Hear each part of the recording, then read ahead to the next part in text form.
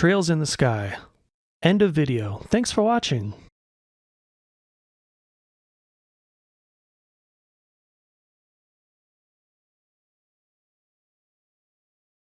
For real though, that's the only answer you need. Just go have fun. And don't let anything else dissuade you out of a good time. Feel free to click off this video and just do it. Because if you don't, the rest of this video is just going to be me trying to persuade you to play Trails in the Sky, while complaining about the endless amount of bad takes on this topic. So yeah, if you're new to Trails, all you need to know is that this series is a long continuous story starting with Trails in the Sky. It's the shortest game in the series and can be a bit challenging at times, but it's still a great JRPG, and very worth playing on its own, even if you disregard the fact that it's part of a larger whole. Once you get to the end of that game, you'll know if you want to continue playing or not. Those who've already played it know exactly what I mean. For the rest of the Trails community, can you stop?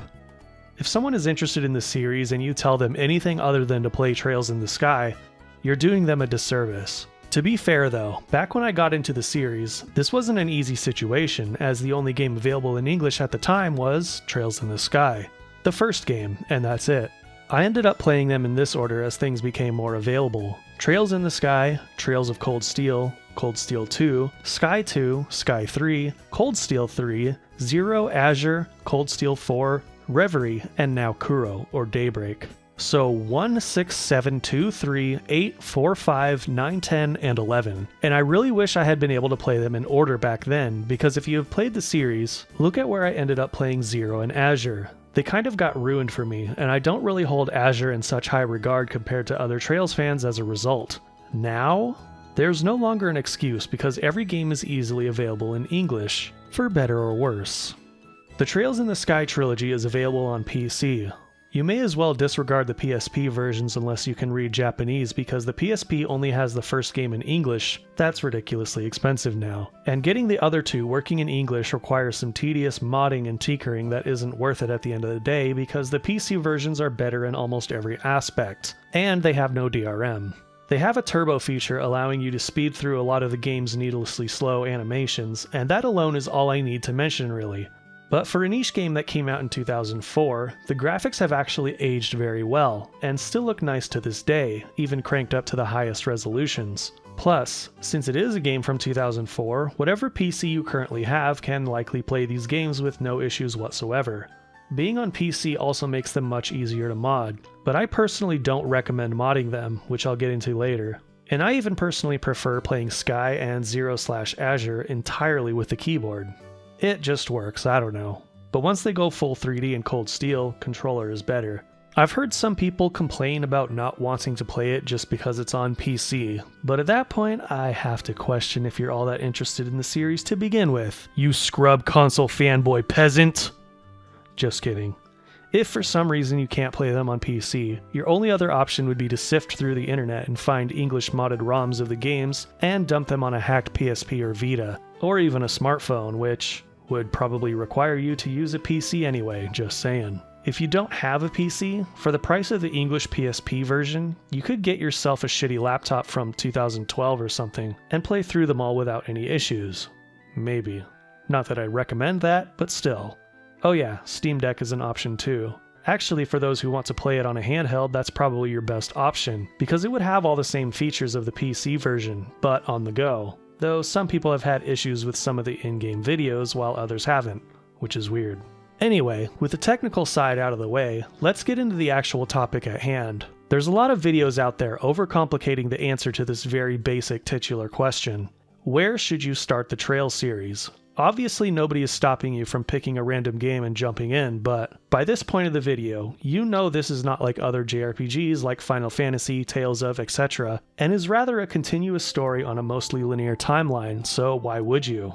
Playing in order is exactly how it was intended to be enjoyed, and the payoff from doing that is much more rewarding than not. Like what I mentioned earlier, I played Zero and Azure after Cold Steel 3, which by that point in the Cold Steel series, a lot of what happened in those two games was heavily spoiled. So when I went back and played them, I didn't enjoy the story and all of its twists and turns as much as other people did. Which is a shame because those two games have some incredible moments in them that just didn't stick with me. Also, going back to Zero with its super basic combat after being spoiled by Cold Steel 2 and 3 made the game more boring than it should have been, especially in the first half. Some people may express frustration or disdain towards having to go back to the beginning of such a long series just to get caught up, and I honestly do not understand this mindset. You're looking at this entirely the wrong way. Think of it this way instead. You're new, you're fresh. You have what could be one of the best JRPG fantasy universes to immerse yourself in for a long time. Unlike the rest of us who got into the series long ago, when the future of this series in English was in limbo, you have everything laid out before you, ready for you to experience at your own pace and enjoyment. There's nothing rushing you to get caught up. Playing the older games is not a chore. It's part of the fun. Every single game in this series is very good in its own right, even the worst one, and I regret none of it. Every time I see someone enjoying the older games and talking about it with other fans who are caught up, they are always happy to see people playing the older games. Always. Myself included. Sky the Third is still my favorite game in the series, and I love hearing people talk about it. I'm tired of seeing people say that blank is a great point to jump in the series, with blank being whatever's the newest, most current localized release or upcoming release that people happen to be talking about. To the point I'd argue that many people saying this are straight up spreading misinformation about the series, for the sake of being inclusive or whatever. This was exceptionally annoying back when Cold Steel 3 came out in 2019, because it had just been transferred to another localization company, that being NISA, while Xseed handled everything prior to that. So even NISA was putting it out there that you could start with Cold Steel 3 without any issues, despite being part 1 of a culmination of the 4 games that came before it, by just reading a summary of the previous game's storylines that was included in the main menu of the game. Of course, this was obviously just a bullshit method for NISA to get more sales, but it was even parroted by other people on the internet as well. Again, if you knew that there was a long-running story behind this game, why would you do that? Why spoil and potentially ruin it like this? You can claim that it wouldn't ruin it for you, and maybe that's true, as many Trails fans seem to be spoiler happy for some inexplicable reason. I'm coming at this from the perspective of having experienced some of the best stories I've ever seen in video games from the Sky and Crossbell sagas, and I would hope that anyone new to the series could enjoy them as much as I was able to, if not more. Nothing is stopping you from jumping into the series anywhere you want, obviously. Just because I'm saying all this doesn't make it gatekeeping or whatever bullshit people like to dismiss arguments with these days, because ultimately, it's on you. This is just my attempt to persuade you to play it in order because I believe you will enjoy it more if you do. A lot more. I wish I was able to back then, and I wish I could forget ever playing this series so I could experience it again in the proper order. My entire inspiration for making this was a video I saw on YouTube saying that the upcoming Trails Through Daybreak is a great entry point in the series, and I strongly disagree with this. That's the 11th game in this story, my dude, and it builds off and references many past events that will go over the heads of anyone who plays it as a first game. Sure, its main plotline is somewhat disconnected from the previous arcs and can be enjoyed on its own, but nowhere close to how isolated Cold Steel 1 is, for example. Plus, the gameplay is massively improved and much more streamlined compared to previous games, so if, for example, you played it first, then went back to the older games, you'll likely find them more difficult to get into. There is one thing I do want to make clear though. While I say you should absolutely play them in order, should you choose to jump in elsewhere, you can still enjoy this series. Not the end of the world. Like I said, it's on you. I didn't play them in exactly the right order either after all. And look at me now. I'm a borderline KisekiTuber. Oh no. To sum it all up, here are the benefits of playing them in order. 1. You won't have to worry about spoiling things from previous games, allowing you to experience the full story as it's been told. You'll also get to see how they've changed the approach to the story in each arc, for better or worse, such as the urban setting of Crossbell or the high school theme of Cold Steel. 2. It's easier to enjoy each gameplay experience if you start from the beginning, and see how it improves and changes over time. This is true for games in general, not just Trails, as going back to older games of a series can often be unappealing for various reasons. For example, if you've played Mario Odyssey, then go back to Mario Sunshine, the flaws are going to show harder than they would have otherwise. 3. Save data carries over from one game to the next. Sometimes. I don't think anything transfers from one arc to another, but each sequel within an arc uses data from previous games to give you bonuses, and in the Sky trilogy you keep all your characters' levels as well. Sky the Third starts you off at level 90, which is kinda insane and unique.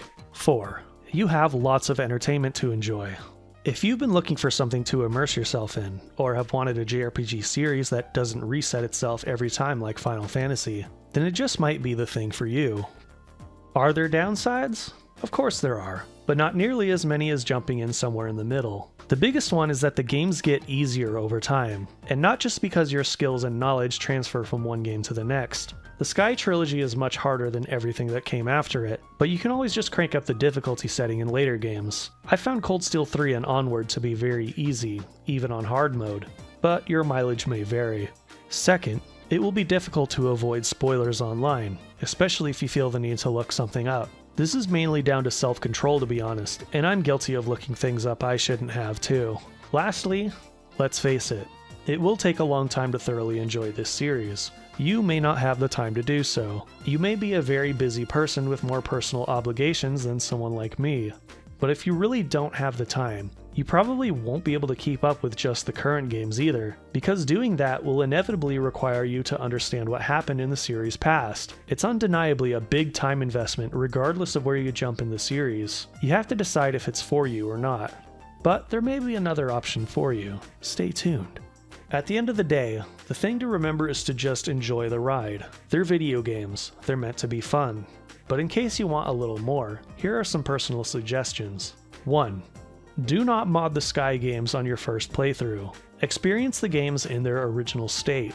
No voice acting, none of those updated portraits or UI changes, anything. I've never done this to these games and they still remain my favorite arc in the series to this day. Sky the Third in particular has such an incredible soundtrack that helps elevate every scene to new heights, and it should be enjoyed as is at least once. Voice acting gets in the way of that in my opinion. If you decide to return to the games for a second playthrough, then I'd say do whatever you want. 2. Do not play on Hard or Nightmare on your first playthrough, at least until Cold Steel 1 or 3. Trails in the Sky 1 and 2 are horrendously unbalanced on higher difficulties and will be extremely tedious to get through if you're not intimately familiar with how the mechanics work. I played the entire trilogy on Hard as my second playthrough after playing many of the other games, and it was still really difficult for me. Anything beyond Sky the Third is more manageable on Hard, but use your own discretion.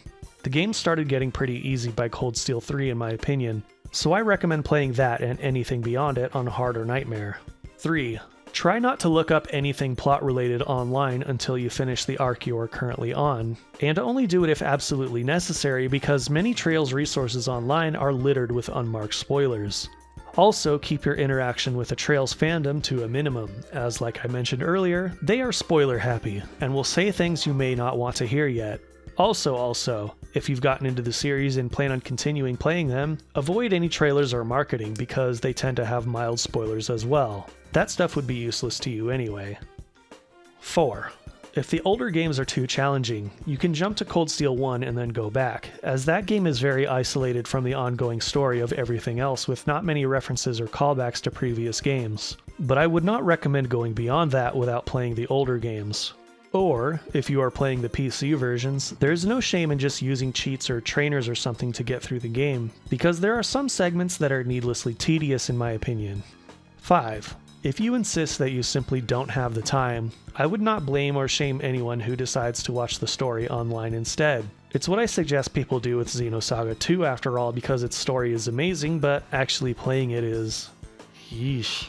But yeah, watching the story in full, in order, is a much better alternative than jumping into the series somewhere in the middle. I wouldn't do it personally, as I'm a weirdo and I feel like I connect better with characters and story if I'm doing it in a video game, but the option is there. And when I say the full story, I mean it. Just reading a summary is not going to be enough to understand and appreciate the full context of what's going on in the world. 6.